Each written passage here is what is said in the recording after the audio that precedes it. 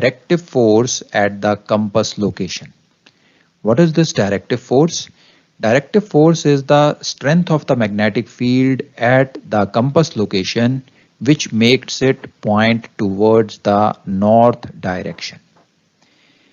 Now with the vessel heading on the northerly heading, you can see that the poles of the ship are matching with the poles of the earth.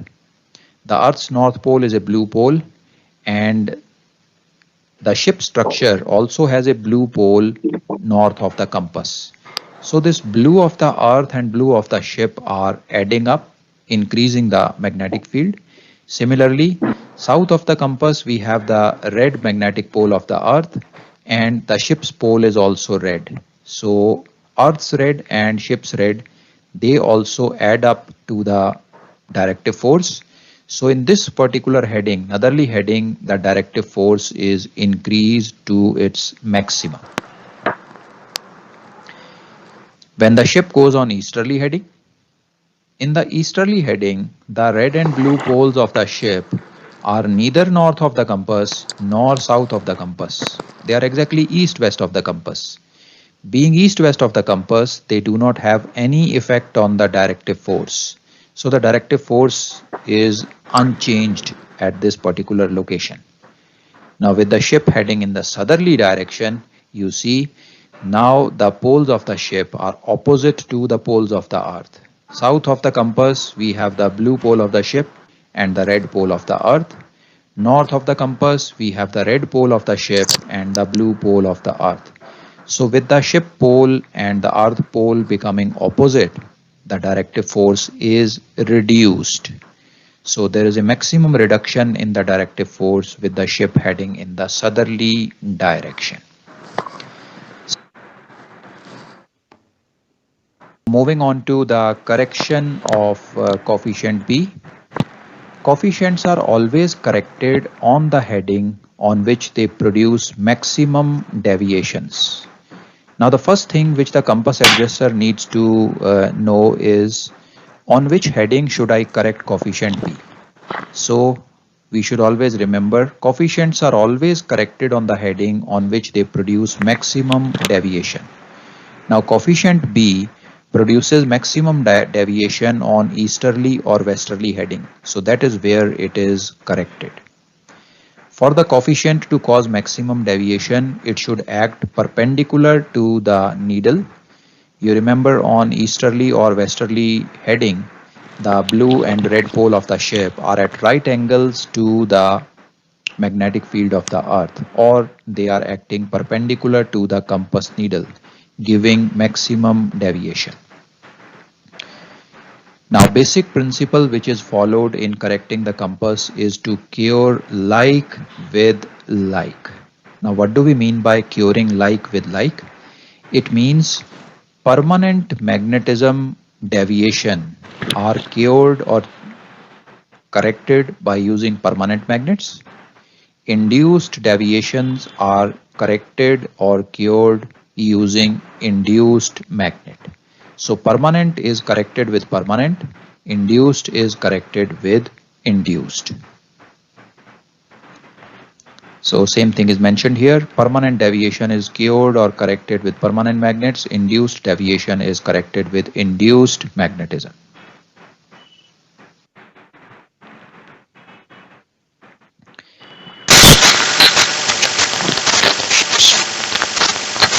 Permanent magnetic field is therefore corrected using fore and aft permanent magnets which are placed horizontally. Now these magnets are so placed as to produce a permanent magnetic field at the compass location exactly equal and opposite to that of the ship. Now how we do that? Let us try to understand using this diagram. In this diagram, we see the same ship which we discussed for deviation. This ship is having a blue bow and it is having a red stern. Now you see the binnacle, this is the binnacle, and the compass is fitted at this particular location. Now these blue and red poles, why were they generated? Because this particular ship was constructed on a southerly heading, and during its construction it acquired these permanent poles. Now because of this blue and red poles of the ship, a magnetic field is generated. You can follow the laser pointer. The laser pointer now is moving on the magnetic field generated by the permanent poles of the ship. You see the magnetic field lines come out of the red pole and they go back into the blue pole. That is how the magnetic field lines are acting at the compass location. So what we do to correct it? We use fore and aft permanent magnets. We place them in the binnacle just below the compass, and we place them in such a way that their poles are opposite to the poles of the ship. So we had the blue pole at the bow. When we place these correctors, we place the blue pole towards the stern. You see, we have red pole of the corrector magnet towards the bow. So when you place these magnets in the binnacle, they generate a correcting field. Right now the laser pointer is on the correcting field, and you can see that the direction of the correcting field is opposite to the direction of the deviating field. So when you place these corrector magnets in the binnacle in the fore and aft direction with their poles opposite to the poles of the ship. Forward of the ship had a blue pole, forward of this corrector has a red pole. So with the poles opposite to the poles of the ship, they generate a opposite field, thus correcting the deviation caused because of permanent B. So go ahead with your doubts, beta. They are bar magnets of circular cross section. They are 8 inches long and they come in two thicknesses, either 3 by 8 inches or 3 by 16 inches diameter. So where more powerful magnets are required, we use the thicker ones, that is 3 by 8 inches, or where less powerful correctors are required, we use 3 by 16 inches diameter magnets. The size is decided by the compass adjuster. Once the ship is constructed and it goes out for sea trials, the compass adjuster checks the magnetism of the ship and decides upon whether he wants a thicker corrector or a thin corrector magnet. Slots are provided in the binnacle below the compass, and the magnets are placed two in a row side by side. So when we place these corrector magnets, they are always placed in pairs. So one of the magnets is slightly to the starboard of the compass, another magnet is to slightly port of the compass. They are always placed in pairs. Now why are they placed in pairs?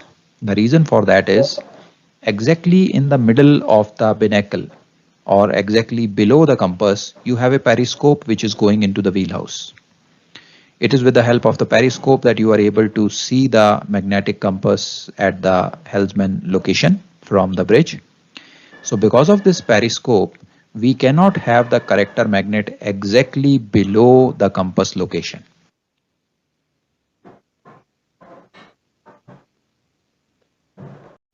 Exactly, beta. Diagram of a binnacle. Now you see this particular plate which is fitted here. This plate carries the authwardship magnet tray. This is for correction of coefficient.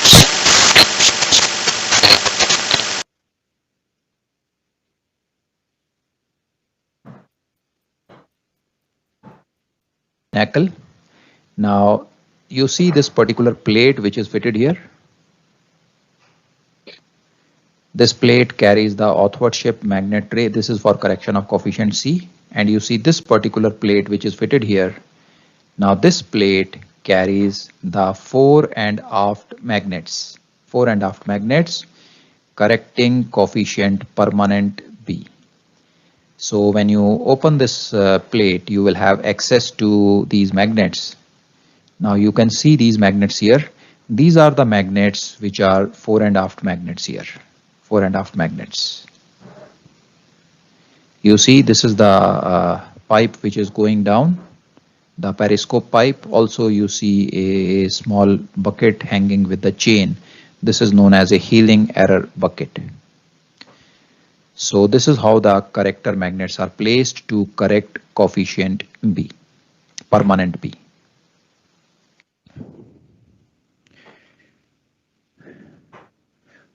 Okay, beta. So any doubts till now, beta? Let's now move on to the second part of coefficient B, that is induced B. Induced B is caused by horizontal fore and aft magnetic field at the compass due to the induced magnetism in the vertical soft iron forward or aft of the compass. So you see, again it is a horizontal to the second part of coefficient B, that is induced B.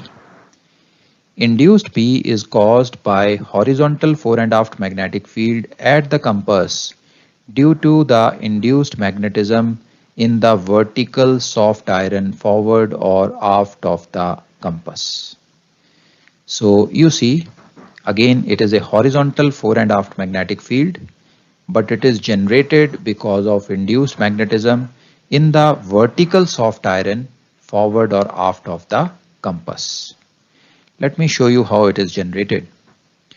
The vertical soft iron which we have on ship could be the forward mast, it could be a crane, it could be the funnel, or it could be a aft mast or a crane aft of the compass.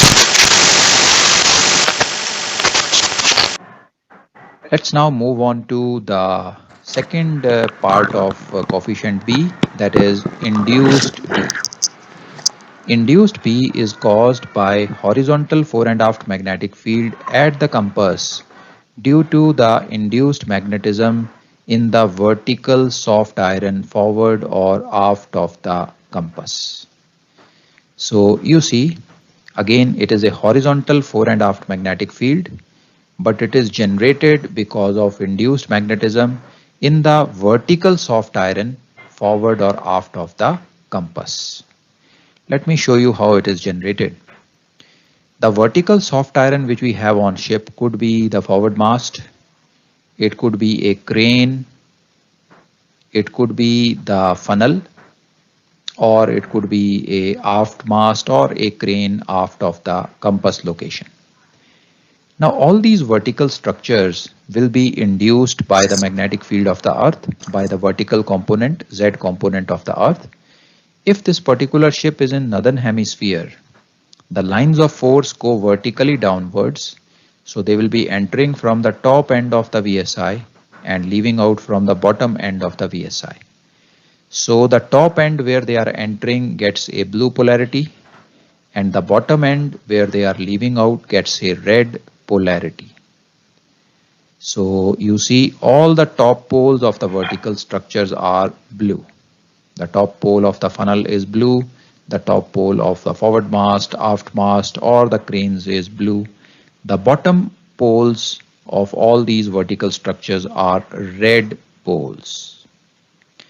Now out of these two, what affects our compass is the pole which is closer to the compass, and in this case the top of the poles, which are the blue poles, are almost in line with the magnetic compass and they affect our compass.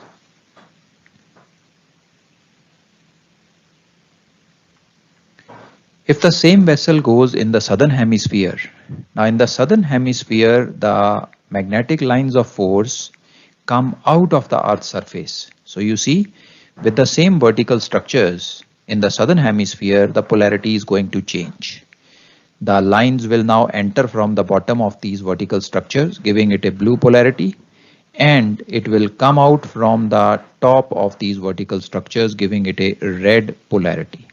So these being induced magnets, their polarity changes when the vessel changes from northern hemisphere to southern hemisphere. So as we discussed just now, the compass is generally situated at level with the top poles of the masts and the funnel. The top poles therefore affect the compass more as compared to the bottom poles of these vertical soft iron structures. We are aware that the compass is affected by that pole of the magnet which is closer to it. So we can see that the compass is situated in line or at level with the top poles of these vertical soft iron structures. So the top poles affect the compass more and the bottom poles being far away do not affect our compass. Second thing to note is that funnel is the largest vertical soft iron structure on board. We may have the masts, we may have the cranes, aft mast, but the amount of steel which is used in construction of the funnel is much more, as well as the size of the funnel is much more as compared to the size of masts or cranes. So therefore funnel affects our compass most predominantly among all the vertical soft iron structure. So the effect of the funnel being the most predominant is considered mainly for induced B.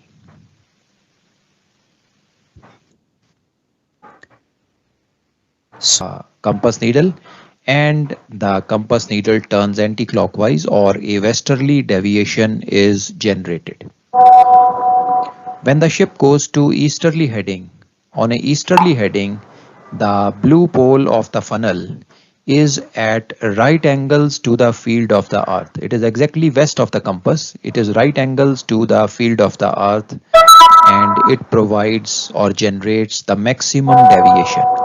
This blue pole of the funnel attracts the red end of our compass magnet and repels the blue end of our compass magnet, generating maximum westerly deviation. When the ship goes on southeasterly heading, in a southeasterly heading, the funnel blue pole is to the northwest of our compass, and again the blue end or blue pole of the funnel attracts the red end of our compass needle, and a westerly deviation is generated. But the westerly deviation now starts to reduce. Why the westerly deviation reduces is because the blue pole which is generating this deviation is now no more at right angles to the field of the earth, and it has started coming in line with the earth's magnetic field. Any pole, when it generates deviation, it generates maximum deviation when it is at right angles to the field of the earth. So when it is at right angles to earth's magnetic field, it will generate maximum deviation. And when it is aligned with the earth's magnetic field is running north-south. So when a pole comes north or south of the compass needle, it does not generate any deviation at all. So when the ship goes on southerly heading, the blue pole of the funnel comes exactly north of our compass, north of the compass needle. And since it is aligned with the magnetic field of the earth now, it does not generate any deviation at all. Will repel each other, and unlike poles will attract each other, right?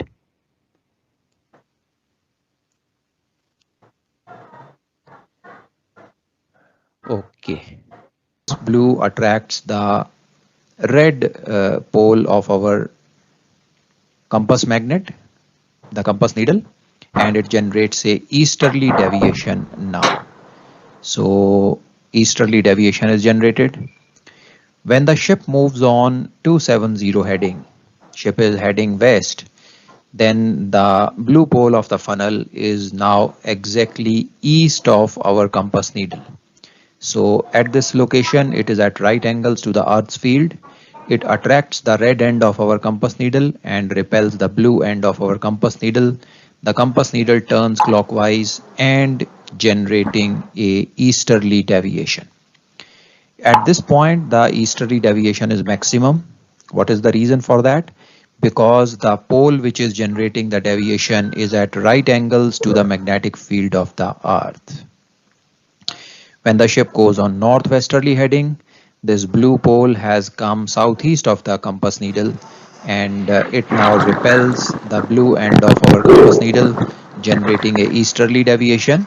But the amount or magnitude of the deviation is reduced now because the pole is no more at right angles to the Earth's field, and it has started coming in line with the field of the Earth. So we can see that the deviation which is generated is semicircular from 000 to 180. The deviation generated is westerly. A westerly deviation is generated, and from 180 to 360, a easterly deviation is generated. Maximum deviation is generated on easterly and westerly courses, and zero deviation is generated on northerly and southerly courses. So you can see it is proportional to sine of the compass course. Sine 90 or sine 270 has a magnitude of 1, and sine 0 and sine 180 are 0. So it is proportional to the sine of the compass course. Now, how does this IB affects the directive force? You see, with the ship heading in the northerly direction, this blue pole of the funnel is opposite to or is opposing the south pole, which is of red polarity. The south pole of the earth is of red polarity. The pole on the funnel is blue polarity. So with these poles having opposite polarity, it reduces the directive force. When the ship is heading south, then the blue pole of the funnel and the blue pole of the earth, they match, increasing the directive force at the compass location. So whenever the ship is on a northerly component heading, northeast, north or northwest, the directive force is reduced because this funnel's blue pole is southward of the compass, giving or reducing the directive force. Whereas when the ship is on a southerly component heading, southeast, south or southwest, the directive force is increased because the blue pole of the funnel is north of the compass needle.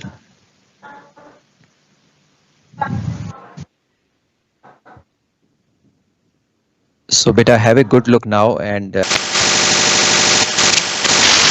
procedure, the concept behind the correction of induced B. We use like cures like principle. That means permanent deviation is corrected using a permanent magnet. Induced deviation is corrected using a induced magnet. Now, since this induced B is generated because of magnetism in the vertical soft iron, we will use the soft iron for correction of IP. So vertical soft iron is used for correction, and it is used in the form of Flinders bar. The value of induced magnetism depends upon the length of the soft iron. Hence, the length of the Flinders bar is varied as per the correction required. Now, when we are doing a correction with permanent magnets, we can easily control the magnitude of correction by increasing or decreasing the number of magnets used. But what to do in case of a soft iron or in case of induced magnetism? The magnetism which will be induced is not in our control. It is dependent upon the magnetic field of the earth. So how can it be controlled or magnitude changed? Now that can be done by changing the length of the soft iron which is used as a corrector.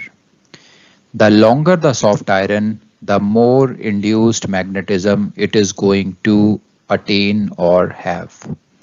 So if we require a greater correction, then we use a longer Flinders bar, and in case the correction required is minute, then we can shorten the length of the Flinders bar as per our requirement.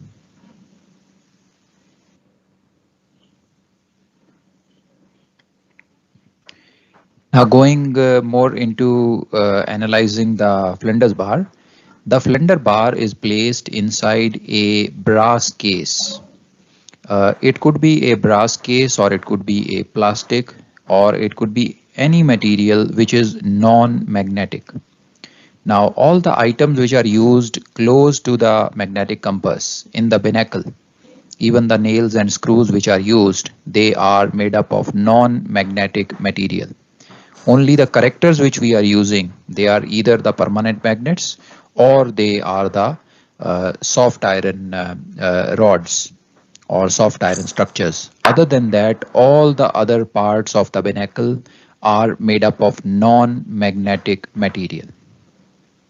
So flinder bar is placed inside a brass case or a non-magnetic case, and its length is 610 millimeters. And this casing is attached to the binnacle. The soft iron bars which are put into this casing are provided in pieces. It is not that they provide us with a single length flinder bar which is 610 millimeters long. What is provided is they break up the 610 millimeters into small portion or small parts, so that the compass adjuster can use the required parts or the required length of the flinder bar. So I'll explain to you how this is used. Now the flinder bar which is provided is in pieces. The first piece is 305 millimeters. Then the next piece is 152 millimeters. Then we have a piece of 76 millimeters, 38 millimeters, and then there are two pieces of 19 millimeters, making a total of 610 millimeters. Now, why are these provided in small pieces? Because as we just now saw, to vary the magnitude of correction, we can change the length of the flinder bar. So once these pieces are provided to us, we can use whatever pieces we require, and the other pieces can be kept as spare. So this is the approach behind providing the pieces. Now, how are these pieces utilized? When a flinder bar is supplied on the ship, along with these soft iron bars of these dimensions, a complete set of wooden pieces of the same dimensions are also provided. So you will have wooden pieces of all these dimensions along with the soft iron bars also provided. Now this is given to help us vary the length of the soft iron as per our requirement. Now on a ship which has a very big funnel, huge funnel, let us say we have a VLCC and it has got a huge funnel. Now if the funnel is quite big, that tells us that the induced P on that particular ship is going to be substantial. So we may require a flinder bar close to maybe 500 or 600 mm. Now on another vessel which has a very small engine and has a very small funnel, the correction required may not be very much. So we may require just about, let us say, 100 or 200 millimeters of the flinder bar. So these wooden pieces help us to vary the dimension or length of the flinder bar.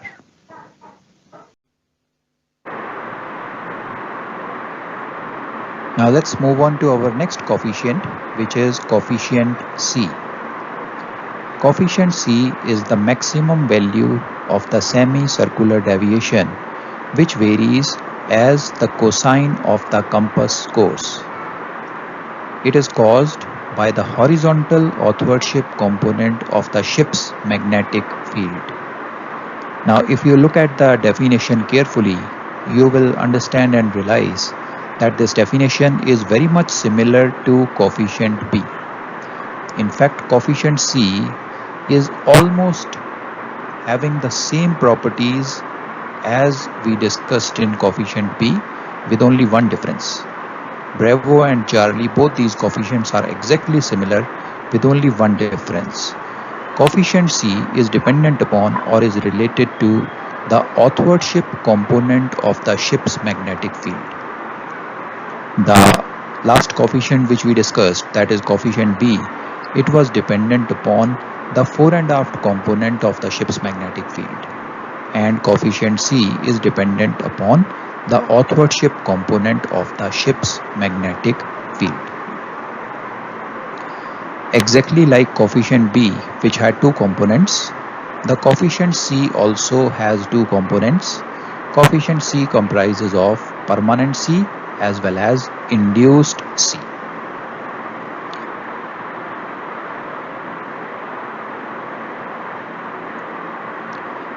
So is it clear up to here, beta? Moving on to permanent C. Permanent C is caused by the Q component of the ship's permanent magnetism. We have three components of the ship's permanent magnetism, that is P, Q and R. P component lies in the fore and aft direction, Q component lies in the outward ship direction, and R component lies in the vertical direction or orientation. So this is caused by the Q component, that is the outward ship component of the ship's permanent magnetism. Now, to understand it more clearly, let's assume that we have a ship which is built in a yard on a easterly heading. Now, if the ship is built on a easterly heading, the magnetic lines of force will be entering into the ship's hull from the starboard side.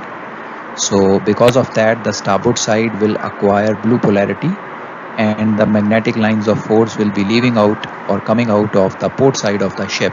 So it will acquire a permanent red pole on the port side and a permanent blue pole on the starboard side. If a ship is built on a westerly heading, for a vessel built on a westerly heading, it will have the poles in the opposite direction.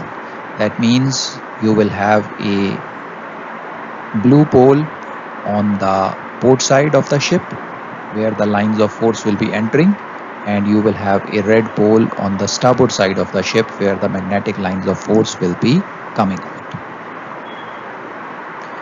You can see the deviation is proportional to coefficient C multiplied by cos of the compass course.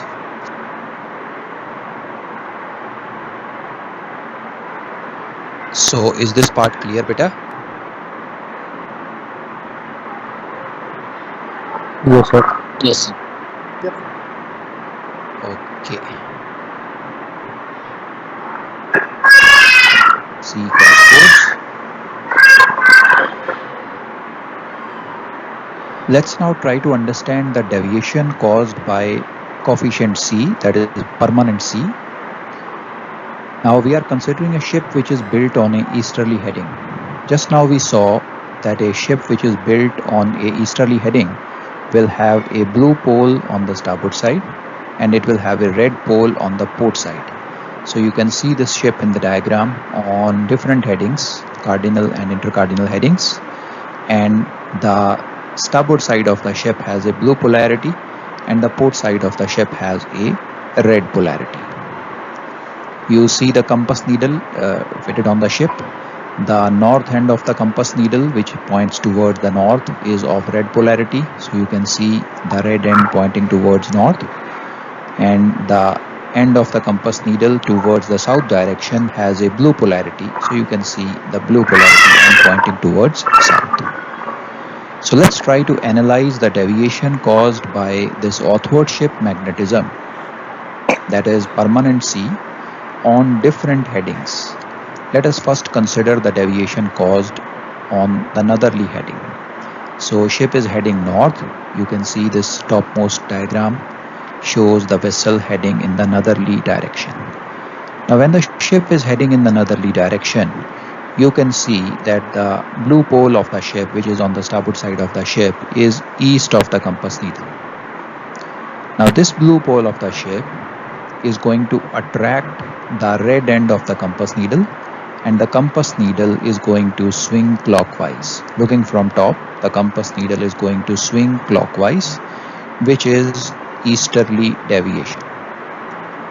Likewise, on the port side, you see, on the port side we have the blue polarity of the ship's magnetism. Sorry, the red polarity of the ship's magnetism. We have the red end, and this red pole of the ship's permanent magnetism is going to repel the red end of the magnetic needle, and again it adds on to or it complements the clockwise swinging of the compass needle looking from top. So we have a easterly deviation here. The red end on the port side repels the red end or the north end of the magnetic needle, and at the same time it attracts the south end or the blue end of the magnetic needle, resulting in the compass needle swinging clockwise looking from top, generating easterly deviation. And another important thing to note here is that these red and blue pole of the ship on the sides of the ship are at right angles to the compass needle, or you can say they are at right angles to the direction of the Earth's magnetic field. And when these poles, the ship's poles, are at right angles to the magnetic field of the Earth, they generate maximum deviation. So maximum easterly deviation is generated when the ship is on a northerly heading, 000 heading. Now let's take the ship on the easterly heading. Let us assume that the vessel is now heading 090. So on the easterly heading, you see in this part of the diagram, the blue and red poles which are present on the sides of the ship. The blue pole is on the starboard side and the red pole is on the port side of the ship. These poles are now exactly in line with the magnetic compass needle. The red pole is north of the compass needle and the blue pole is exactly south of the compass needle. Now, since these poles are exactly in line with the magnetic field of the Earth, they will not be able to generate any deviation at all. Deviation can only be generated when the poles are at some angle to the Earth's magnetic field or at some angle to the compass needle. So in this case, no deviation is generated. So that's why you see it is mentioned here, no deviation. Now you can see there is a red pole on the ship's port side, which is exactly north of the compass needle. The north end of the compass needle is also red. So if this was the only thing affecting the magnetic needle, that is these red and blue pole of the ship, this red pole will try to repel the compass needle and it will try that the compass needle should point exactly southwards, because the red will be repelling the red end of the compass needle and it will be attracting the blue end of the compass needle. Likewise, you see the starboard end of the ship, which has a blue polarity, will try to repel the blue end of the compass needle, and it will also try to make the compass needle swing by 180 degrees pointing due south. But that does not happen. That does not happen because the ship's poles are much weaker as compared to the poles of the Earth. The magnetic poles of the Earth are much stronger as compared to the ship's magnetic field. Thus, these ship's magnetic poles are not able to generate any deviation at all.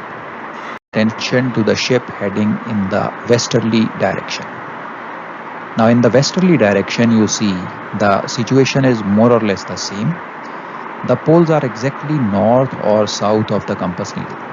The only difference in this case is that the blue pole is north of the compass needle now and the red pole is south of the compass needle now. In this condition also, with the ship heading in the westerly direction, no deviation is generated because the ship's poles are exactly in line with the magnetic field of the Earth, or they are exactly in line with the compass needle. When the poles are in line with the magnetic field of the Earth or the compass needle, they are not able to generate any deviation at all. So on the westerly heading, no deviation is generated. Now let's go to ship on the southerly heading. We have the ship on the southerly heading here in this part of the diagram. Now when the ship is heading south, you can see that these red and blue poles of the ship are now at right angles to the compass needle or at right angles to the magnetic field of the Earth. So when these are at right angles, they will generate maximum deviation. So what type of deviation will be generated here? You see the starboard end of the ship or the starboard side of the ship has a blue polarity. This blue is going to attract the red end of the compass needle towards it.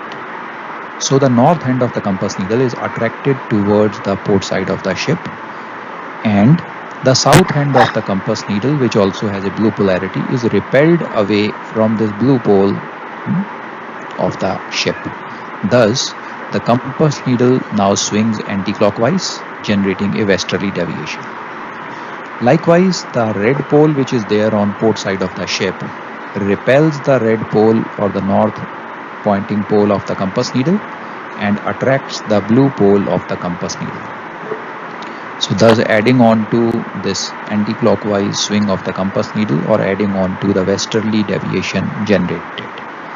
So you can see when the ship is on southerly heading, westerly deviation is generated, and since the poles are at right angles to the compass needle, this deviation generated is the maximum deviation.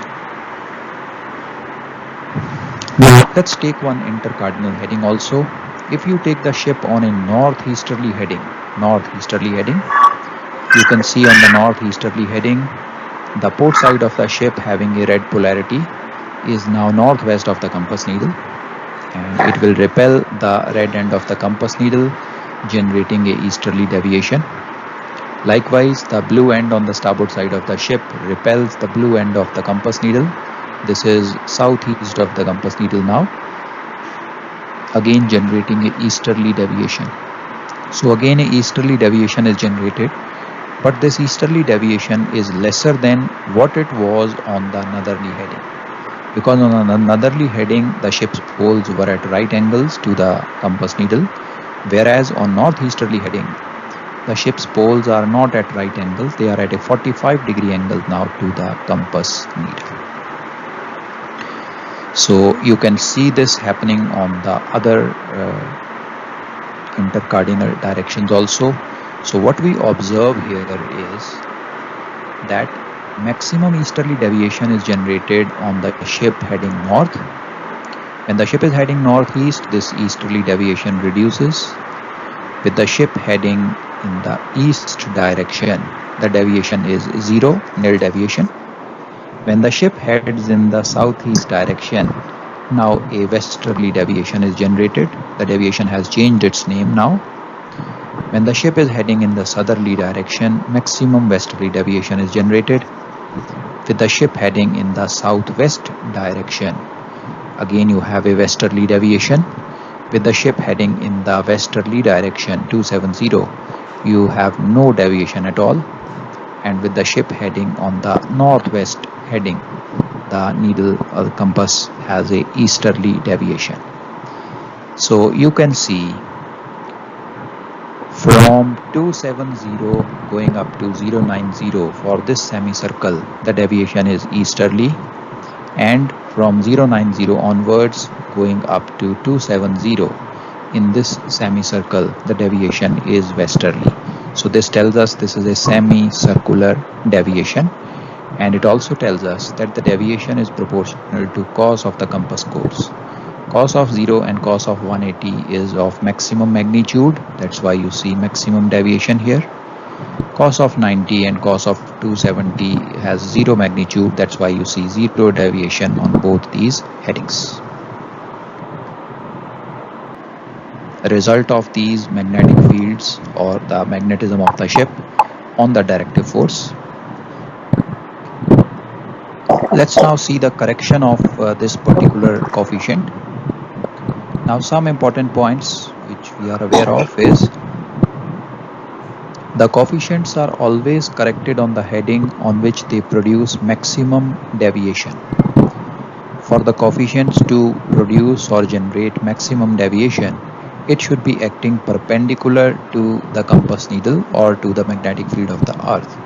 Now in our case, you can see the maximum deviation is being generated on northerly heading and on the southerly heading. It is on north and south heading that the poles of the ship are at right angles to the magnetic compass. So this coefficient would be corrected on a northerly heading or on a southerly heading. Basic principle which is followed in correcting a compass is to cure like with like. That is, a permanent deviation is cured with permanent magnetism and induced deviation is cured with induced magnets. So in our case, this is being generated because of permanent magnetism of the ship. So we will be using a permanent magnet to correct coefficient permanent C or PC.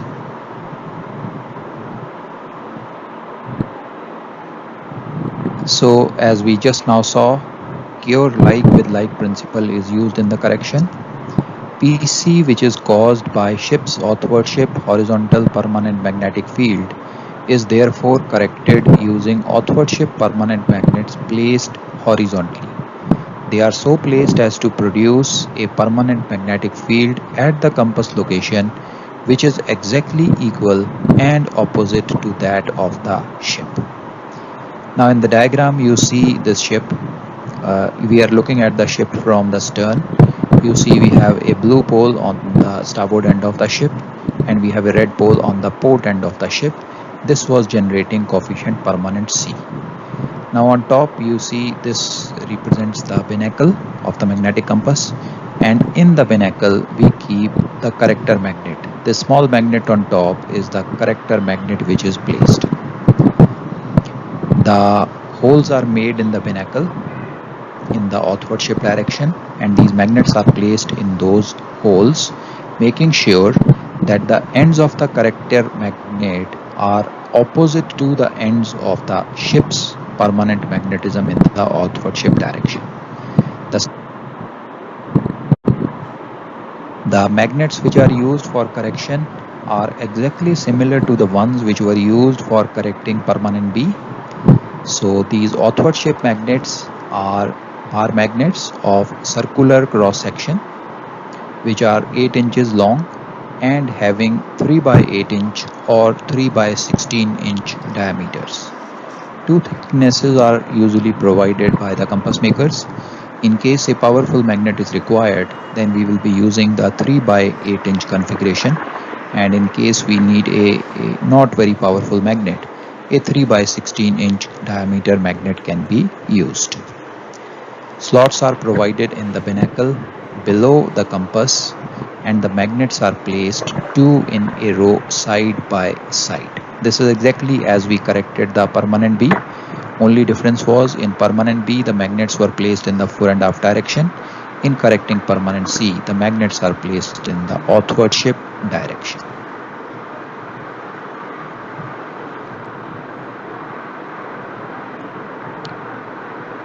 To the second component of coefficient C, coefficient Charlie, which is induced C, in short known as IC.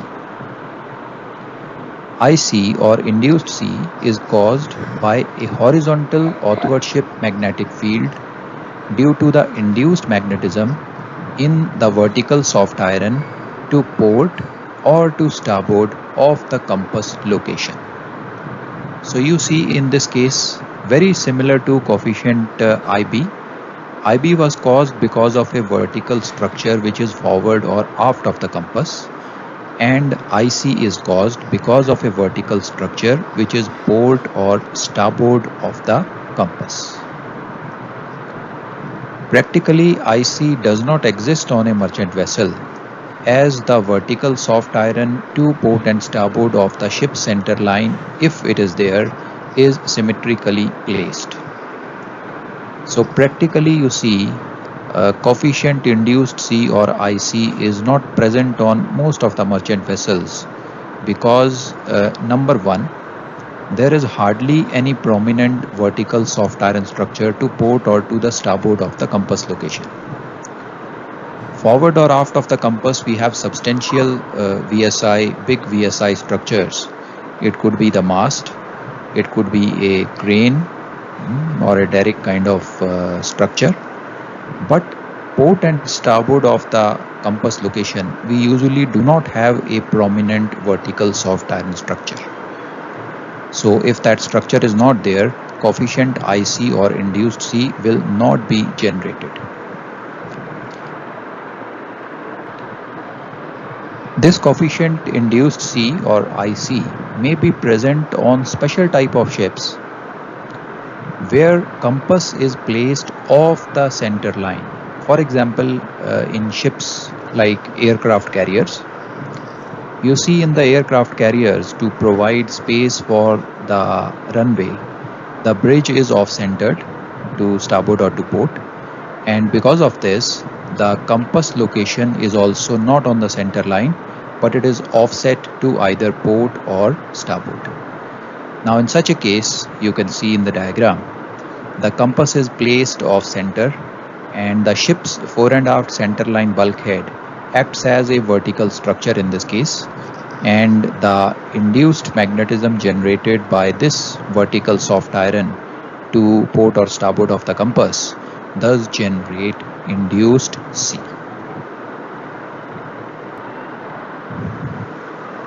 Let's now Can we discuss go back on the deviation generated because of coefficient IC induced C. We have assumed a ship which is having a vertical structure to starboard of the compass location. So you can see here we have a vertical structure to starboard of the compass location, and this is a soft iron structure, and we are assuming that the ship is somewhere in the northern hemisphere. Now we know that in the northern hemisphere the magnetic lines of force, they re-enter into the Earth's surface. So these magnetic lines of force will be entering from top of the vertical structure and will be going out from the bottom of the vertical structure. Now, since the top of the vertical structure is close to the compass location, this is what affects our magnetic compass. And in this case, with the ship being in the northern hemisphere, magnetic lines of force entering from top of the vertical structure, they give a blue polarity to the top of VSI, and that is why you see in the diagram we have a single blue pole to the starboard of the compass. You can see the ship in any of the cardinal and intercardinal heading. The ship is shown here on 4 cardinal and 4 intercardinal headings, and in all these diagrams you will see a blue pole getting generated to starboard of the compass because of this vertical soft iron. If the same ship happens to go into the southern hemisphere, the polarity will change to a red pole. So that is how induced magnetism works. So let's now try to see the kind of deviation which this vertical soft iron structure generates. So let's assume the ship on a northerly heading first. Now with the ship on a northerly heading, you can see the compass needle represented by the red and blue poles arrow shown in the diagram. So this represents our compass needle, and we have a blue pole to the starboard of the compass needle, or to the east of the compass needle in this case. This blue pole attracts the red end or the north end of our magnetic compass needle, and at the same time this blue pole repels the blue end or the south end of our magnetic needle, thus generating easterly deviation. Now the deviation generated at this location is maximum. A reason for deviation being maximum is that this blue pole is at right angles to the compass needle, or it is at right angles to the Earth's magnetic field line. Whenever the disturbing pole, the blue pole or the red pole, is at right angles to the Earth's field or to the magnetic compass, it generates maximum deviation. So we have maximum easterly deviation when the ship is on a north heading. Now, since the pole is neither to the north of the compass nor to the south of the compass, it has no effect in the directive force. The directive force can be affected by this pole if it is north of the compass or south of the compass, but in this case it is perfectly aligned to the east of the compass location, thus making no change in the directive force. Now let's assume the ship on a easterly heading. So with the vessel on a easterly heading, this blue pole now comes exactly south of the compass needle. The blue pole is exactly south of the compass needle. Now this blue pole would try to repel the blue end of our compass needle. It is close to the blue end of our compass needle. It will try to repel it. And if this was the only force affecting our compass, the compass would have pointed towards south, because this blue pole will try to attract the red pole of the compass. But that is not the case. This pole is not able to generate any deviation at all, because the Earth's magnetic field, which is much more powerful as compared to this blue pole, keeps the compass pointing in the northerly direction. And the blue pole is not able to generate any kind of deviation. For generating deviation, the blue pole has to be at some angle to the magnetic lines of force. It has to be either east or west of the compass needle. So in this case, it is exactly aligned with the compass needle and as well as the magnetic lines of force, thus generating no deviation at all.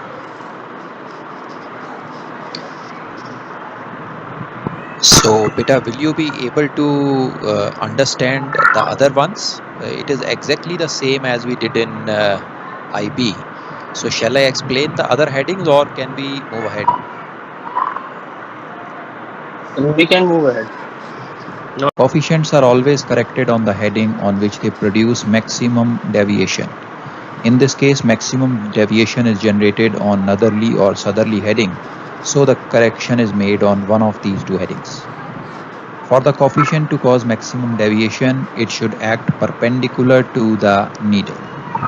So we have seen in the previous diagram that on northerly and southerly heading, the pole is at right angles to the compass needle, thus generating maximum deviation. Basic principle which is followed in correcting the compass is to cure like with like. That is, permanent deviation is cured with permanent magnets and induced deviation is cured with a induced magnet. So this being a induced magnetism will be corrected using a induced magnet only.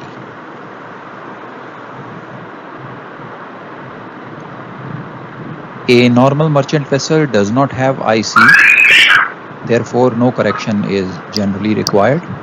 However, if the compass is badly placed, IC will be present. Now this is corrected using the same principle as induced P. Thus, a flinder bar can be placed port or starboard of the compass, opposite to the side on which the outward shift vertical soft iron is predominant. Exactly the same thing was done in induced P also. We placed a flinder bar opposite to the funnel. So likewise in this case also we place a flinder bar which is opposite to the VSI structure to port or starboard of the compass location.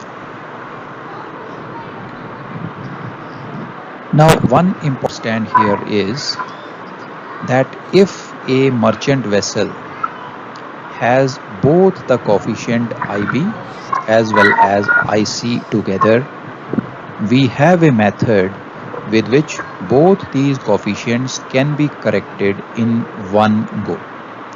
Instead of using two flinder bars, the correction can be done using only a single flinder bar, which will correct both these coefficients together, induced P as well as induced C. So how is this done? Let's see. A merchant vessel will definitely have induced P because of the funnel, the mast, vertical structure fore and aft of the compass will certainly be present, and it is corrected using a flinder bar forward or aft of the compass as required. If induced C is also present, then another flinder bar will be required to port or starboard of the compass opposite to the VSI. It is very much convenient to use only a single flinder bar and slew it. Slew basically means turning it from the fore and aft line to port or starboard of the compass. So the fundamental of this correction is that we take a single flinder bar. Instead of placing it forward of the compass, we slew it or we turn it in a direction which is opposite to the resultant of IB as well as IC. So once it is placed in that way, this is able to correct, this flinder bar, single flinder bar is able to correct both these coefficients together.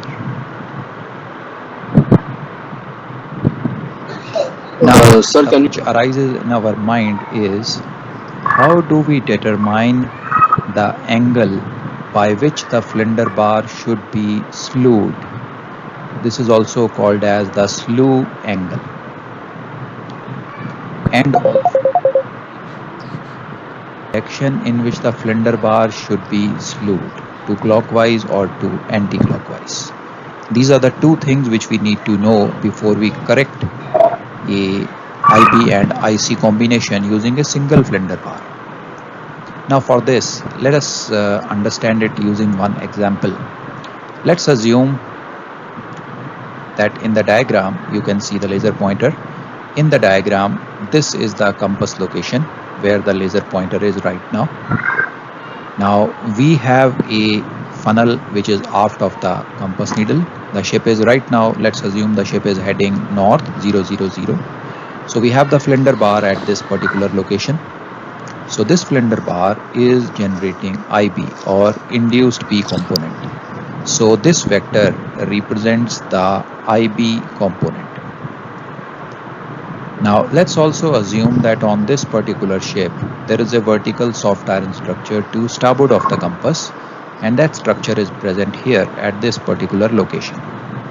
Now this structure is going to cause induced C, and this vector where the laser pointer is right now, this vector represents the component or coefficient IC. Now if we take a resultant of these two coefficients, the resultant can be easily obtained by making a parallelogram.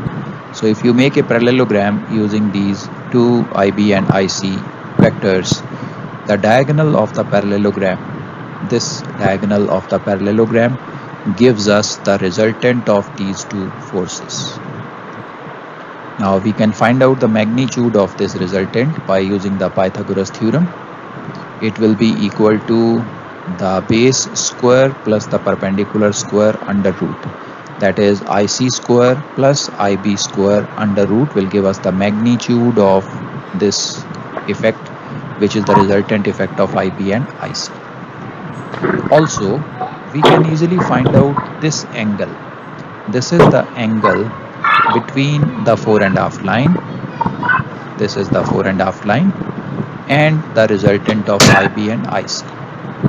In the diagram we have represented it by capital M, and this particular angle capital M basically gives us our slew angle. We can easily find out this angle M. Now we know tangent theta is equal to perpendicular upon base. So tangent of this angle M will be equal to the perpendicular. You can see the perpendicular is basically the IC component, and the base is the IB component. So you see tangent of this angle will be equal to IC upon IB. So you can see the formula here. Tangent of the slew angle is equal to IC upon IB. So if we know the magnitude of IB and we know the magnitude of IC, then we can easily calculate the slew angle. The slew angle, once calculated, gives us the information how much turning or slew is required for the flinder bar. Now the flinder bar has to be placed in a direction which is opposite to the resultant of these two forces. So opposite to the resultant, we place the flinder bar somewhere here in this direction. The magnitude of the flinder bar or the length of the flinder bar is decided by the magnitude of the resultant, and the slew angle is this angle M, which we have calculated using the formula tan of slew angle is equal to IC upon IB. So is it clear, beta? Now when we make the combined correction for IC and IB, we have to also find out what is the heading on which the ship should be when the correction is made. Now coefficients are always corrected on a heading on which they produce maximum deviation. For the resultant of IC and IB to cause maximum deviation, it should act perpendicular to the needle. The compass needle always lies in the north-south direction. So for the force to act perpendicular to this direction, this resultant vector should be acting in the easterly direction. If this resultant vector is in the easterly direction, it will be acting at right angles to the compass needle, generating maximum deviation. Now for this resultant to lie in the easterly direction, it has to swing by an angle, or the vessel has to swing by an angle equal to 90 minus m. You can see the laser pointer. This is the angle by which the vessel has to be swung to the port side so that the resultant is acting in the easterly direction, which is perpendicular to the compass needle heading north and south, or aligned in the north and south direction, generating maximum deviation. So swing the ship 90 minus m degrees to port for the combined correction. Now another option which is available to us is if this resultant vector acts in the westerly direction. If it acts in the westerly direction, even then it will be acting at right angles to the compass needle, and this will happen when the ship is on a reciprocal heading to the initial one. If you swing the ship 90 minus m to port, we obtain one of the headings, and also on a heading reciprocal to that, 180 degrees apart from that, you will see that this is the second option available to us to correct IB and IC together.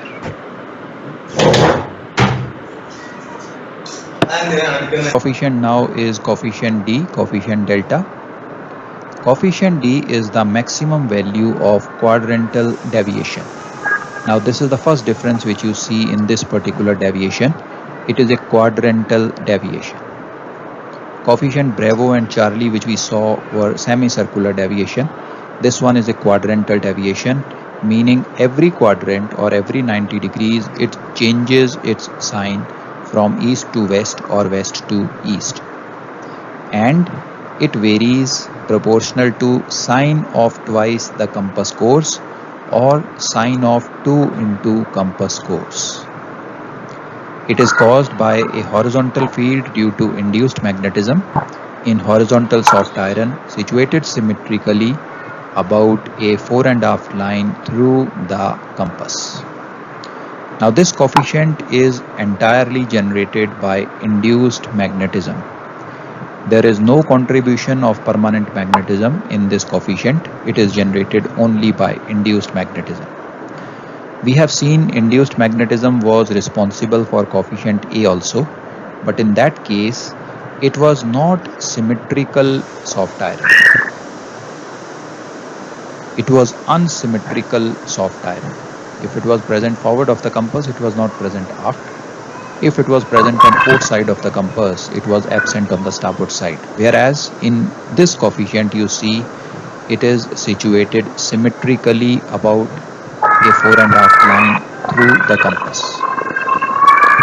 The induced magnetism also resulted in IB and IC, but in both these cases we had the vertical soft iron, forward or aft or port or starboard of the compass. In this case, it is not the vertical soft iron but the horizontal soft iron which generates coefficient delta.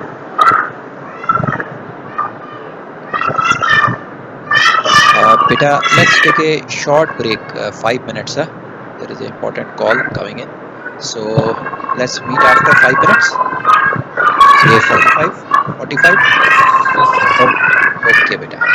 Coefficient now is coefficient D, coefficient delta. Coefficient D is the maximum value of quadrantal deviation. This we had covered last slide. Now let's go into the generation or the cause of the coefficient D. Generally, HSI, horizontal soft iron structure on merchant ships are transverse beams and fore and aft longitudinals or girders.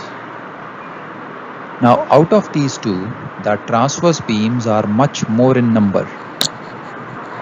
They are present in the length profile of the ship, which is much more as compared to the breadth profile of the ship.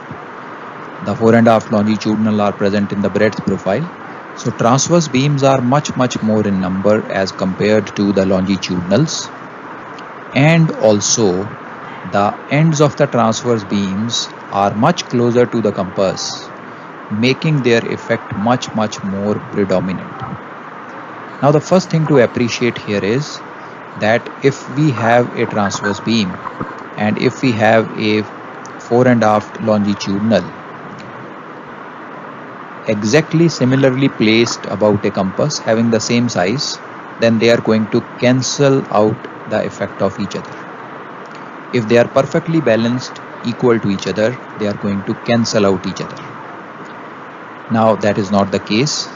The transverse beams are much more in number, and secondly their ends are closer to the compass location. The ends of the fore and aft longitudinal are close to the bow and stern of the ship, which are far away from the compass location, whereas the beams stretch over the entire length of the ship and the ends of the beam are closer to the compass location as compared to the longitudinals. So number one, the beams are much more in number, and number two, their ends are closer. So thus making the effect of the outward ship beam or transverse beam much more predominant as compared to a fore and aft longitudinal. So in our example, when we understand the deviation generated by coefficient D, we will be assuming one outward ship beam, a horizontal soft iron, and getting or understanding the deviation from there. Let's start deviation diagram for coefficient D. So we have a ship here, and in this ship we have represented one outward ship beam. As we just discussed that their effect is much more predominant as compared to the longitudinal. So we are assuming a outward ship beam here on the ship. We have the compass needle. So you can see the red end of the compass needle pointing towards north and the blue end of the compass needle pointing towards the south direction. So let's now first concentrate on the northerly heading. The vessel is on a northerly heading in this diagram. Now when the ship is heading north, this outward ship beam is at right angles to the magnetic field lines of the earth. The magnetic field lines are running from south to north, and this beam is lying in the east-west direction, perpendicular to the earth's magnetic field. Now since it is perpendicular, there is no induction or almost zero induction which happens on the beam. If there is no induction, no poles are generated, and if there are no poles, no deviation is generated. So the deviation generated on northerly heading is 0. Let's now take the ship on a easterly heading. So in this part of the diagram, you see the vessel heading in a easterly direction.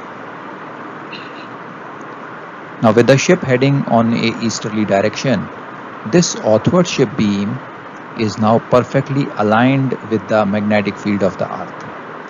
Since it is perfectly aligned, it will have the maximum induction caused because of the earth's magnetic field.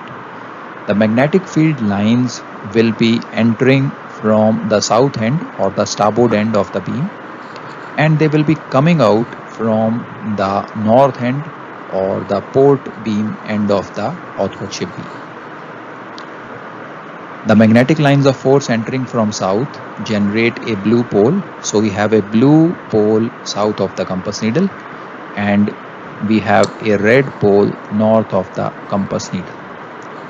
Now these blue and red poles are exactly south and north of the compass needle. Being exactly aligned with the compass needle, they are not able to generate any deviation at all. Generating a deviation, the pole has to be at some angle to the magnetic field line or to the compass needle. In this case, it is perfectly aligned.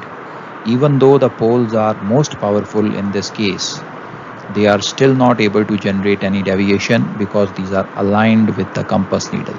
So the deviation generated is again nil. Zero deviation is generated. Now let's take the ship on a northeasterly heading. Now with the vessel on a northeasterly heading, you see the outward ship beam is partially aligned with the magnetic field of the earth. It is at a 45-degree angle to the earth's magnetic field. Now, being partially aligned, the poles which are generated, they are partially powerful. They are not at their maximum power. They have partial power. But at the same time, these poles are at a 45-degree angle to the compass needle. Thus, they are able to generate a deviation here. The red pole which you see, which is on the port side of the ship, this red pole is towards the northwest of the compass needle, and this red pole repels the red pole of our compass needle, thus generating a easterly deviation. Likewise, if you pay your attention to the blue pole is southeast of the compass needle, and this blue pole repels the blue end of the compass needle, thus assisting in generating easterly deviation. So easterly deviation is generated in this case with the vessel heading in the northeasterly direction. Now this deviation which is generated here is the maximum easterly deviation. Why it is maximum? You can easily understand it. If the vessel changes its heading and moves toward the northerly heading, as it moves toward the northerly heading, you will see that the outward ship beam is lesser aligned with the magnetic field of the Earth. It is slowly approaching a 90-degree angle to the Earth's magnetic field line, and thus the power of these poles which are generated keeps on reducing. The outward ship beam angle to the magnetic field line keeps on increasing, thus reducing the induction and the poles becoming weaker and weaker. Because of the poles becoming weaker, the deviation keeps on reducing.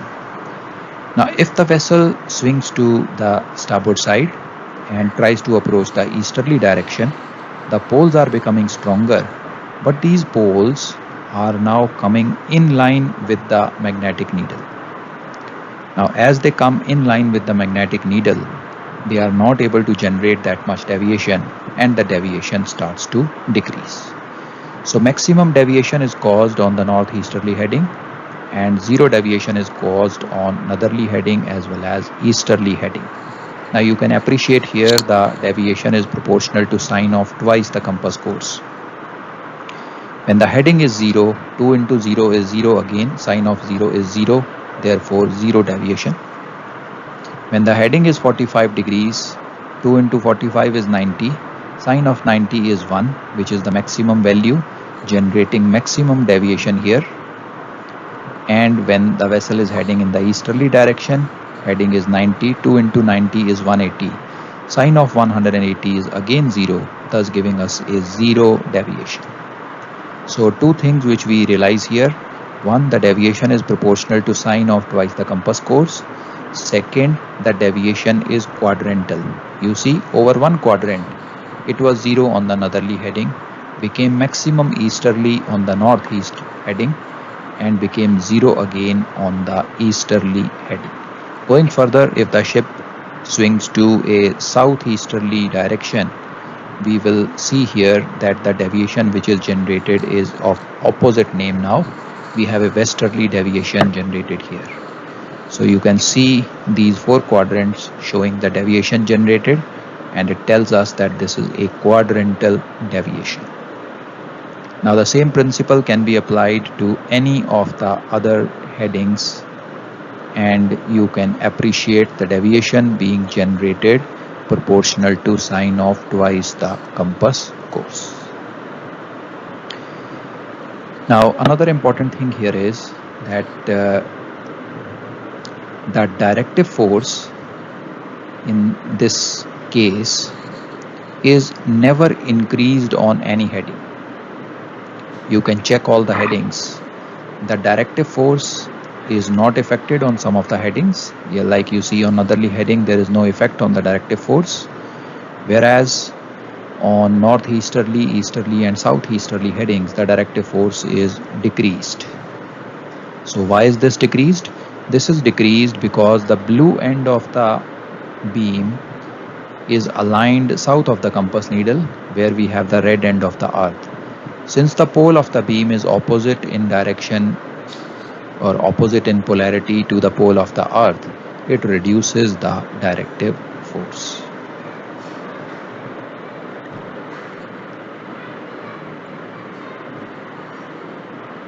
soft iron structures because of induced magnetism, the correction is also done using a soft iron corrector.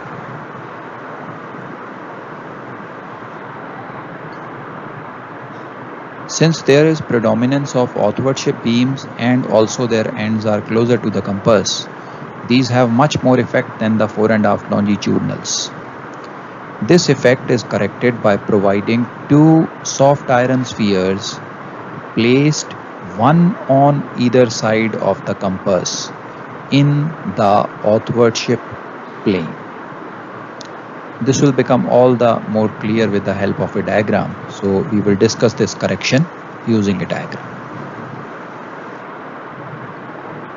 As we just now discussed, the correction is done on any one of the intercardinal heading where the deviation caused due to coefficient D is maximum.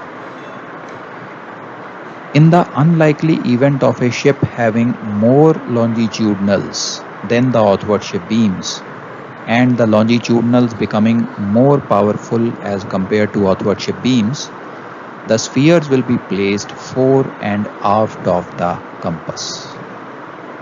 Now, this could be very rare on some special type of ships where the structure of ship is such that the longitudinals are more in number as compared to the beams, and also their ends are closer to the compass.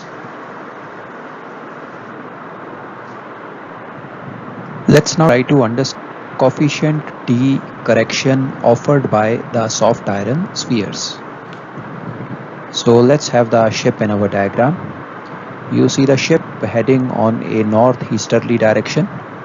So why is the ship heading in the northeasterly direction? That's because all the coefficients are corrected on the heading where they are the strongest. So we know coefficient D is the strongest on intercardinal headings. That's why we have chosen a intercardinal heading, and that is northeast. Let's now show the magnetic compass on our ship. You can see the compass coming up. The compass needle is visible on the screen now. The north end of the compass needle having red polarity and the south end of the compass needle having the blue polarity. Let's now show the outward ship beam. Now this is the soft iron structures, a outward ship beam, which is responsible for generating coefficient T, coefficient delta. Now since this beam is a soft iron structure, it does not have any permanent magnetism or any permanent poles. The magnetism in this beam is induced magnetism, and it is generated by the magnetic field of the earth. So let's now show the poles of the earth in our diagram. You can see the south pole of the earth coming up on the screen at the bottom, and it is having a red polarity. And we can now see the north pole of the earth, north magnetic pole of the earth, coming up at the top of the screen having a blue polarity. Let's also show the magnetic lines of force in our diagram. We are aware that the magnetic lines of force, they come out of the red pole and they enter or they go towards the blue pole of the earth. So you can see the magnetic field lines shown by these arrows. The magnetic field lines are generating from the south pole of the earth, the red pole, and they are going into the magnetic north pole, the blue pole of the earth. Now these magnetic lines of force will be inducing the outward ship beam present on the ship. Now the starboard end of the beam is the point where these magnetic lines of force are entering, and we are aware that wherever the magnetic lines of force enter, they generate a blue polarity. So you can see a blue pole being generated at the starboard end of the soft iron outward ship beam. Now the port side end of the outward ship beam is the point where the lines of force are leaving or going out of the beam, and wherever the lines of force go out, they generate a red pole or a red polarity. So that's why you can see a red pole being generated at the port end of the outward ship beam. Now these red and blue poles generated at the end of the beam are the ones which are causing coefficient D, which are causing the deviation in our compass.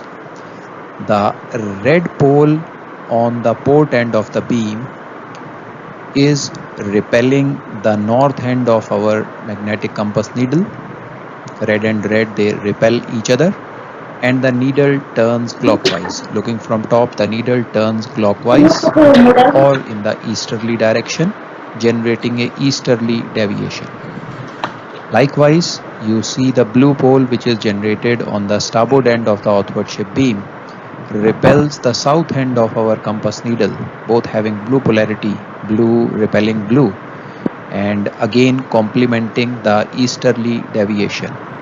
So the compass needle turns clockwise looking from top of the compass, and it generates a easterly deviation.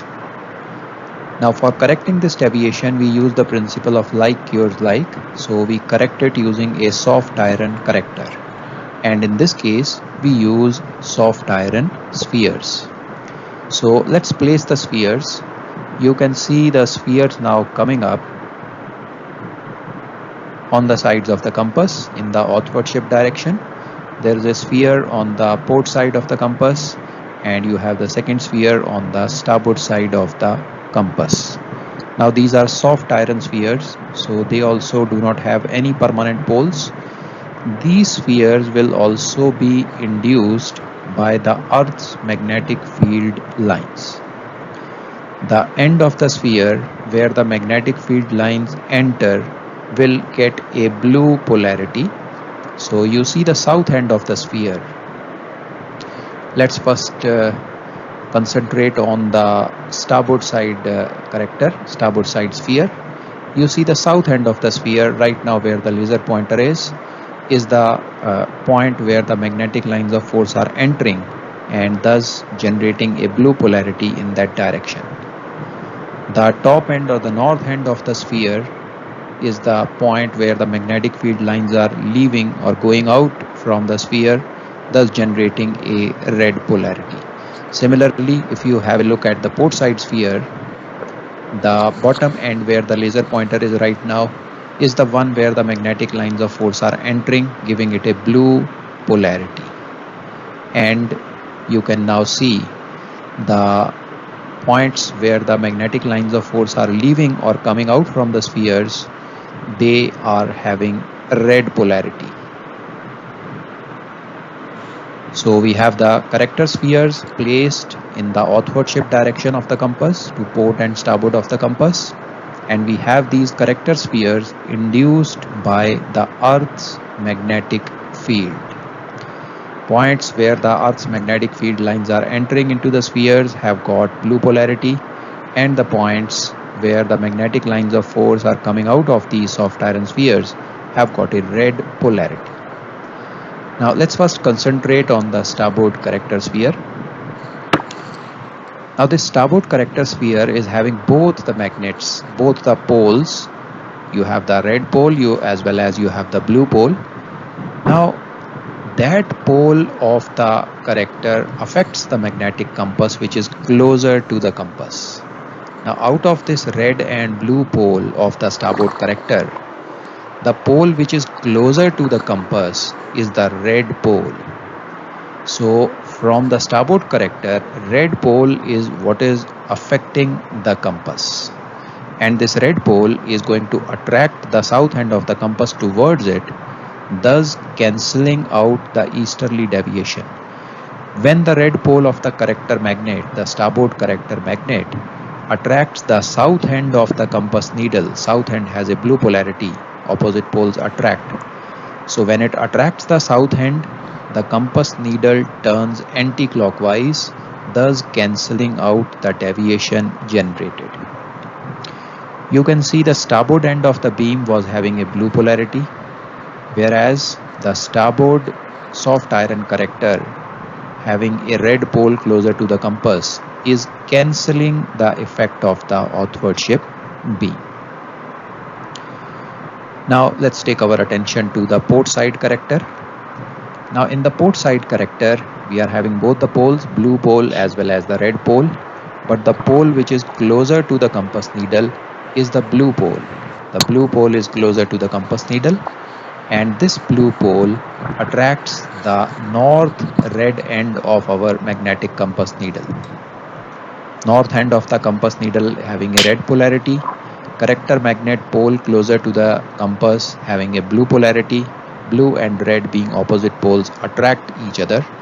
This also leads to the magnetic needle swinging anti-clockwise looking from top, thus cancelling out the deviation generated.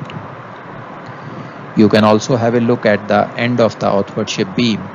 The end of the outward-ship beam was having a red polarity deviating our compass, and the corrector magnet pole closer to the compass has a blue polarity which cancels out the effect of the outward-ship beam. So you can now see the corrector magnets, soft iron corrector magnets placed in the outward-ship direction, cancelling out the deviation generated because of the ends of the outward-ship beam.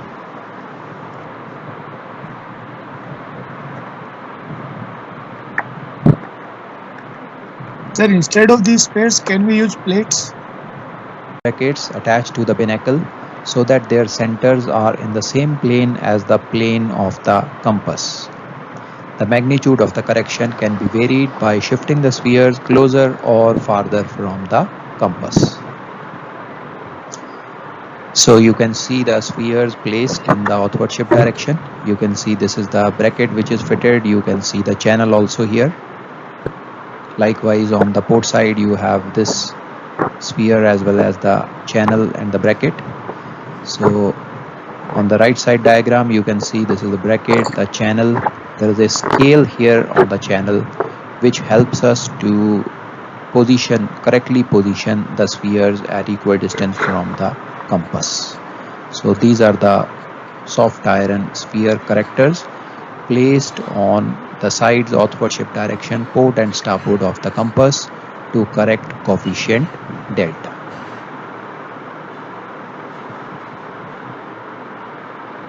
Now coming to the question that why we use a spherical shape for the soft iron corrector. The reason for using spherical shape is sphere is the most regular geometrical shape.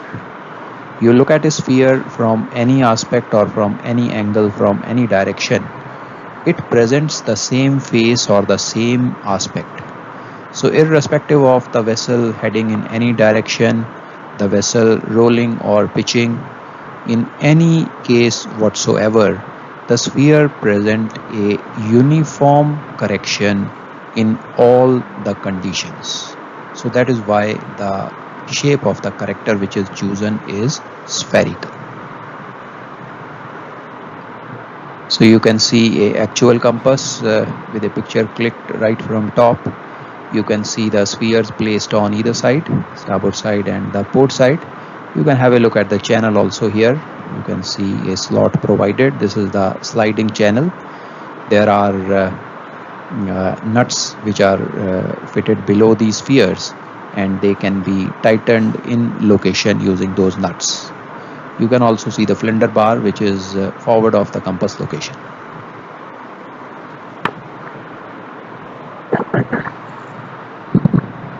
So with this we complete coefficient to the next coefficient, which is coefficient E, eco. Coefficient E is very similar to coefficient delta. Very similar to coefficient delta, with only one difference. It has, you can assume it has a phase difference of 45 degrees. Coefficient delta was powerful or the strongest on intercardinal headings, and it was 0 on cardinal headings.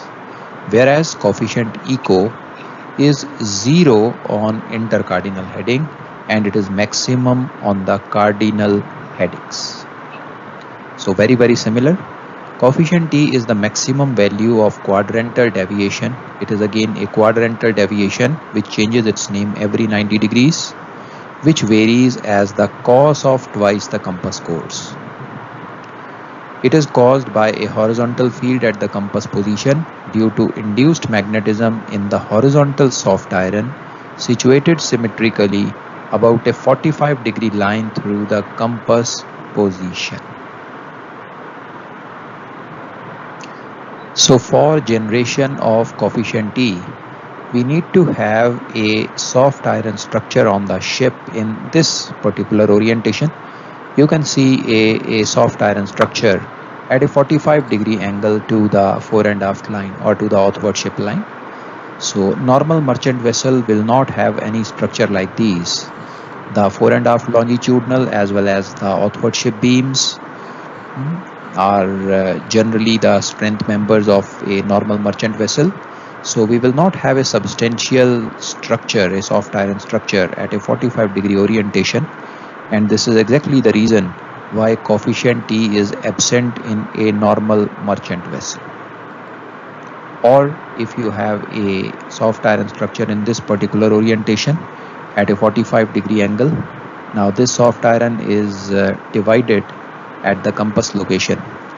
So both these structures are usually absent on normal merchant vessels.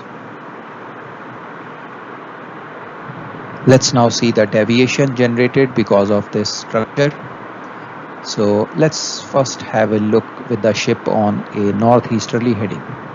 When the vessel is on a northeasterly heading, this structure is perfectly aligned with the magnetic field line of the ship, thus generating very strong poles at both the ends of the soft iron structure.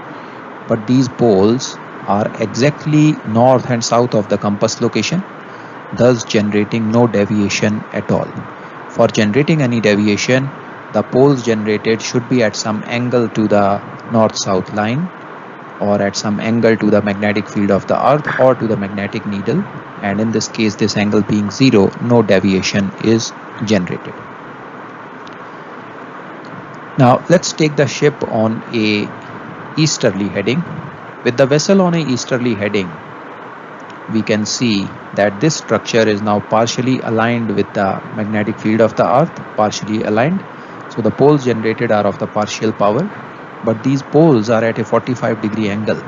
This is where maximum deviation is generated by these poles. So on the easterly heading, you see maximum deviation is generated. In the previous case, with the vessel heading in the northeasterly direction, the deviation generated was 0. So on an intercardinal heading, the deviation generated is 0. On a cardinal heading, the deviation generated is maximum. Now let's take the ship on a southeasterly heading. When the ship goes on a southeasterly heading, you see this structure is now at right angles to the magnetic field of the earth. So being at right angles, the induction is 0, negligible, no poles are generated. With no poles being generated, the deviation generated is also 0, so nil deviation on southeasterly heading. So you see 0 deviation on the intercardinal heading and maximum deviation on the cardinal heading. If you look closely, this entire deviation diagram is very much similar to the diagram of coefficient delta, as if the coefficient delta diagram has been rotated by 45 degrees. So that's why I said there is a 45 degrees phase difference between delta and eco.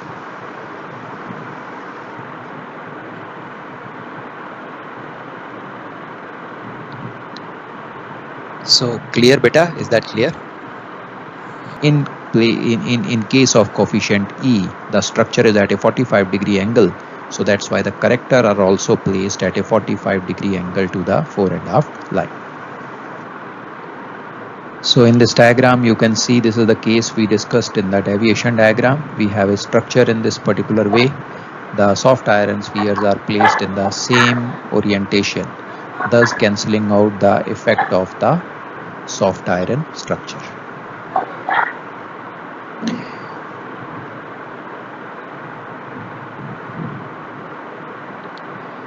Now beta, the last important thing about coefficient is on a particular ship,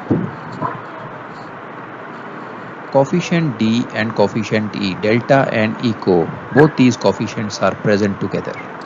When both coefficient delta and eco are present, they can be corrected by using a single set of spheres.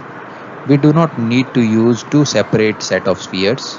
Coefficient delta is corrected by placing the spheres in the northward shift direction. Eco is corrected by placing the spheres at a 45-degree orientation to the fore and aft line.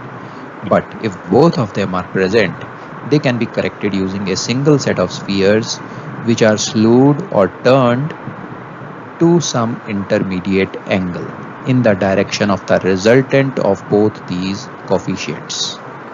Now, how do we decide what is the direction in which the spheres should be placed? If it was only delta, the placement was simple. They need to be placed in the northward shift direction.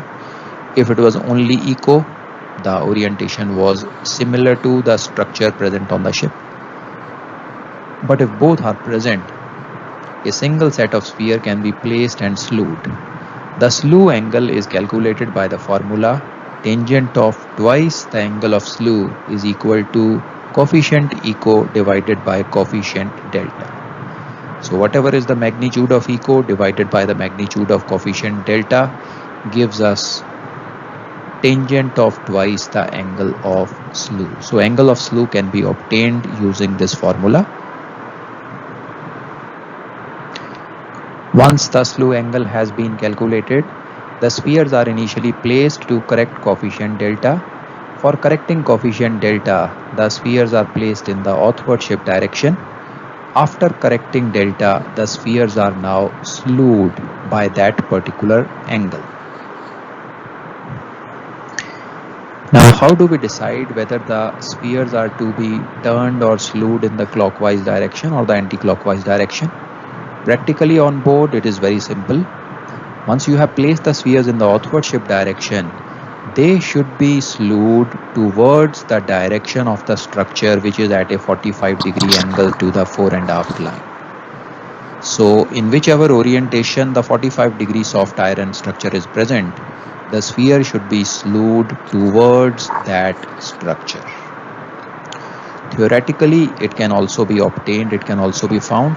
If delta and eco are of the same sign, both are easterly or both are westerly, the spheres are slewed clockwise, and if they are of opposite signs, the spheres are slewed anti-clockwise looking from top.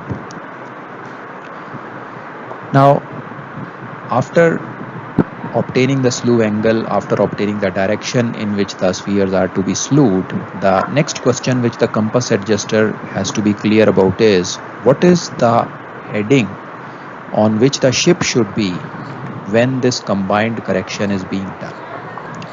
If it was only coefficient delta, we know the vessel has to be on any one of the intercardinal heading, that is where it is the strongest. If it was only coefficient eco, we know the vessel should be on some cardinal heading, that is where coefficient eco is strongest. But when we are having a combined correction of delta and eco, what should be the heading of the ship? Now for this, the maximum deviation due to delta and eco combined occurs when the spheres lie in the northeast or southwest direction of the compass location. Reason being that any horizontal soft iron will produce maximum deviation when they lie in the northeast southwest or northwest southeast of the compass location.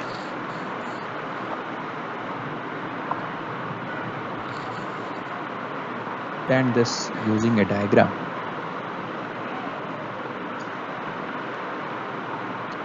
Now beta, this example which I am showing you, this is one of the questions which come in our paper. So this is slightly tricky and complicated. So if you want to take a short 5 minutes break, we can take that and then we can go ahead with this. So now let's try to understand the combined correction of coefficient delta and eco, this concept, using a actual question.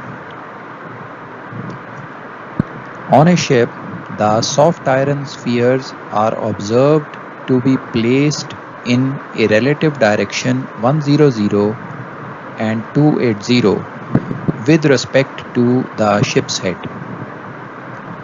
Analyze the cause for same and find the heading on which the sphere correction should be done? This is the actual question which has come in the past papers on this particular topic. So let's first try to understand what the scenario is. What does the question mean? Let me show you a diagram.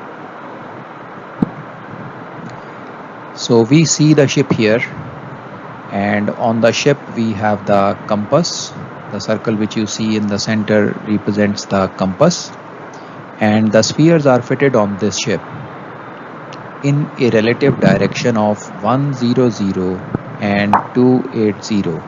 This is a relative direction with respect to the ship's head. Let's assume for the time being that the ship is heading north. So this is the north direction as well as the ship's head, and the spheres are lying in a direction 100. So from the ship's head going clockwise up to an angle of 100, this is where one of the sphere lies, and going further 100, 120, 130, 180, then 270 and 280. This is the direction in which the second sphere lies. So we are now able to see what is the orientation or location of the spheres with respect to the compass. So the first thing they are asking in the question is analyze the cause for same. Now one thing which becomes clear to us is that on a normal merchant vessel the spheres are usually placed in the outward ship direction. That means in a relative 090-270 direction. Now that happens when the ship only has coefficient delta. If coefficient eco is present, the spheres will be placed either northwest southeast or northeast southwest of the compass. We are aware that when both the coefficients are present, that is delta and eco, that is the case when the spheres are slewed at a particular angle, and that is the situation here. So this clearly tells us that on this particular vessel we have coefficient delta as well as coefficient eco. Both these coefficients are present on the ship, and that is the reason why the spheres are slewed. They are fitted at an angle, not in the outward ship direction but at an angle. Another thing which we observe is looking from top, the spheres are slewed in a clockwise direction.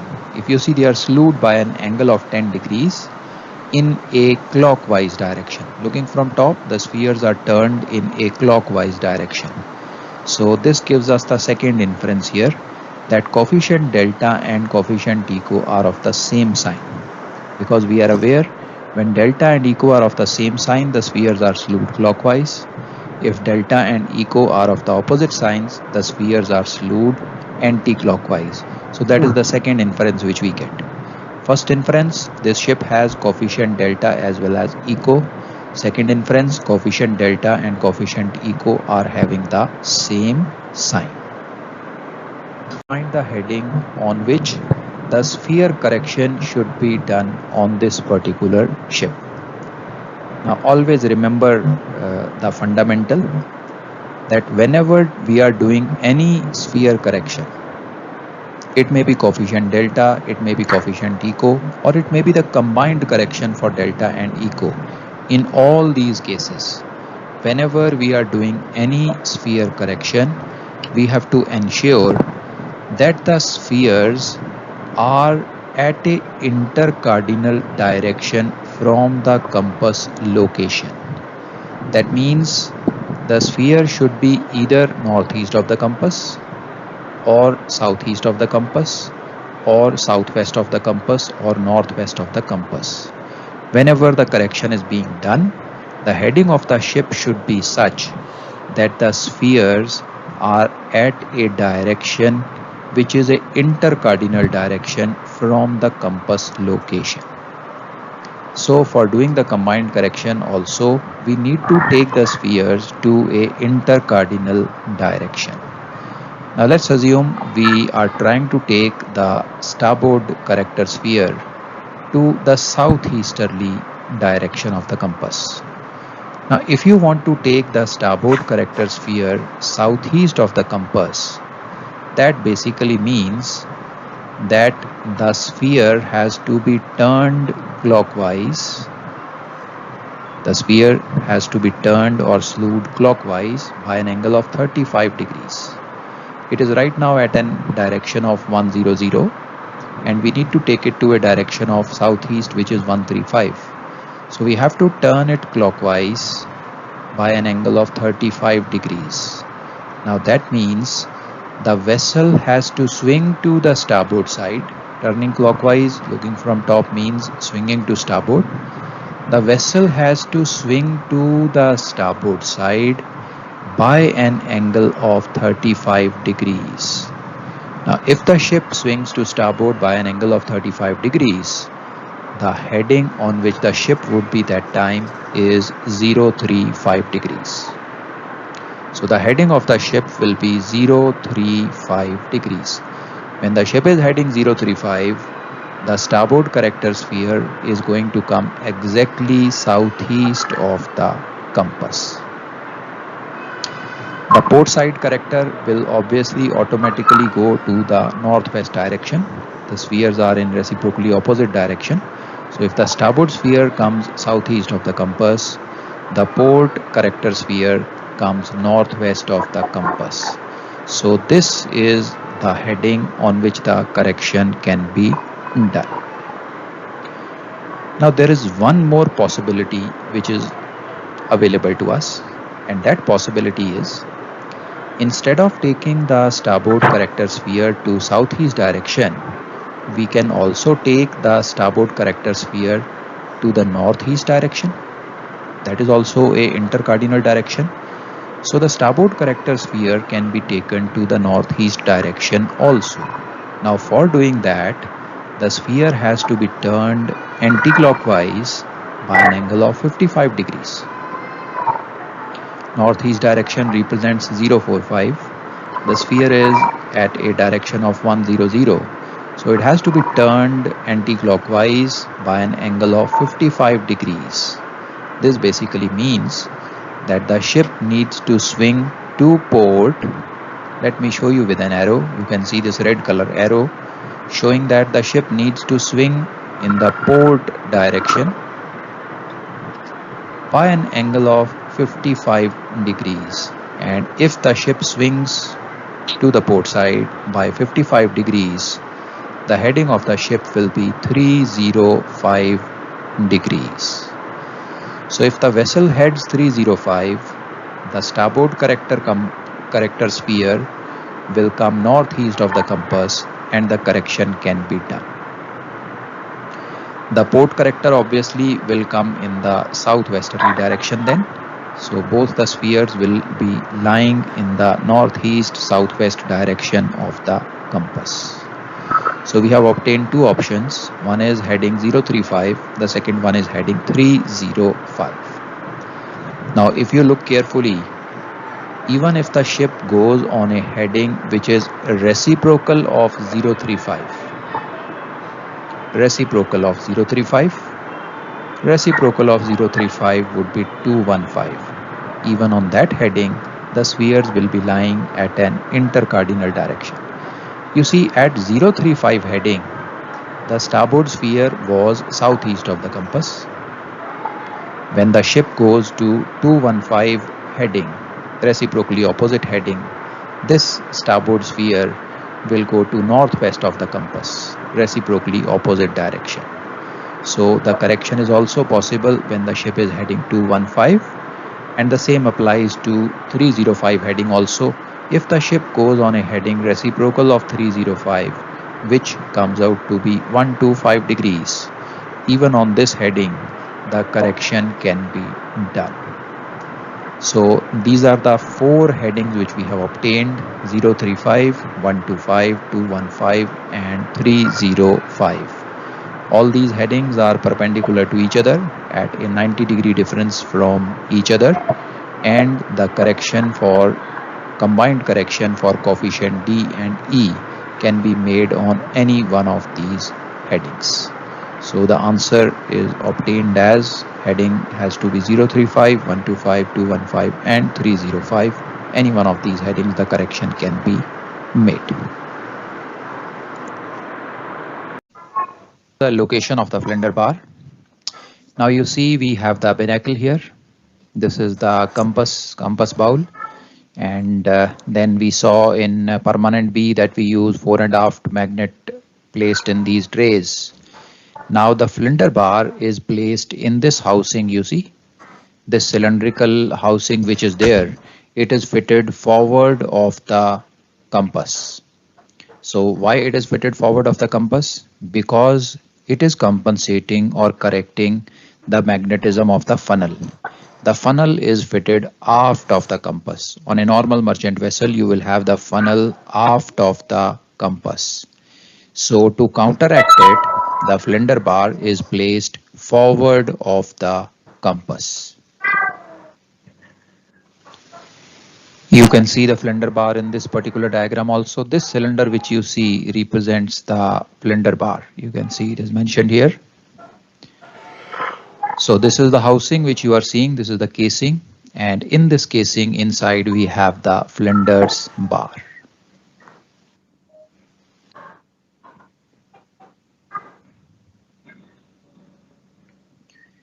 The use of the soft iron bar and the wooden bar for filling up the flinder's bar. So you see this is the flinder bar present on a ship, and this is basically the casing in which the bar would be placed. The maker supplies us a soft iron bar in these dimensions. You see one piece is for 305 mm, the next one is 152 mm, 76, 38, then two pieces for 19 mm. And along with the soft iron bar, he also provides a wooden bar of same dimensions. You see, we have the pieces with exactly same dimensions. So first of all, compass adjuster evaluates what length of the flinder bar he requires. Let us assume that on a particular ship, the compass adjuster has ascertained that he needs to use these two pieces, 305 mm and 152 mm. What he does now is, leaving these two pieces, 305 and 152, 305 and 152, he will pick up all the other pieces of the wooden bar. So you see all these pieces with a green tick mark, other than the ones which are required. Other than 305 and 152, he will pick up all the wooden pieces, 76, 38, 19 and 19. And he will pick and drop these pieces in the flinder bar casing. So let us put these pieces here. You see all these four pieces coming here. 19 mm, 19 mm, 38 mm and 76 mm. All these four pieces coming here. These are the wooden bar pieces. Now once these wooden pieces are placed at the bottom of the flinder bar casing, he now picks up the required soft iron pieces, 152 mm and 305 mm, and he drops these pieces into the flinder bar. So you can see this 152 mm piece and the 305 mm piece dropped in the flinder bar, and now you can see the top end of the soft iron bar will be in level with the compass card or as required. So the bottom portion is filled using the wooden pieces, thus making the flinder bar correction. Plus D sine twice the course plus E cos twice the course. This is a very important formula in magnetic compass, and it helps you to understand the basic fundamental behind the coefficients. How does it help to understand that? Just to give you an example, in this formula, if you see, coefficient A is not connected to the course at all. The contribution which coefficient A is providing to the deviation of the ship is not connected. So this tells you this is independent of the course of ship. The ship may be on northerly heading or easterly, southerly, westerly, any heading. the contribution of coefficient A is going to remain the same. Let's try to discuss or try to analyze the coefficient B also. Now, if you look carefully, B, coefficient B, its contribution to the deviation equals. Now, if it is on either hand, is zero. That means the contribution of coefficient B on northerly heading is nil, 0. What if the ship goes on a easterly heading? On a easterly heading, the course becomes 90. Sine of 90 becomes 1, which is the maximum value, and the contribution of B towards the deviation becomes the maximum. So contribution to the deviation because of coefficient B is 0 on northerly heading,